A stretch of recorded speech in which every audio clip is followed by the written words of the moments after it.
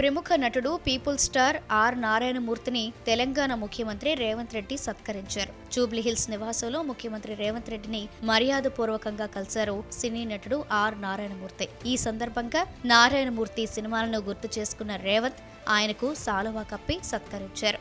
అంతేకాదు తెలంగాణ తల్లి ఫోటోను బహూకరించారు.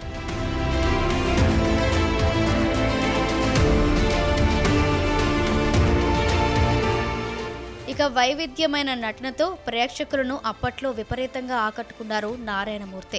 విప్లవాత్మక సినిమాలకు కేర్ ఆఫ్ అనే ట్యాగ్ వచ్చేలా చేసుకున్నారు. ఇక ఈ విషయం పక్కన పెడితే రీసెంట్ గా దర్శకుడు శ్రీకాంత్ ఓదెల నారాయణమూర్తిని కలిశారు. దీంతో శ్రీకాంత్ ఓదెల నాని కాంబోలో తెరకెక్కుతున్న ది పారడైజ్ సినిమాలో నారాయణమూర్తి నటిస్తున్నారనే టాక్ బయటకు వచ్చింది. అదే ఇప్పుడు తెలుగు 2 స్టేట్స్ లో హాట్ టాపిక్ అవుతుంది.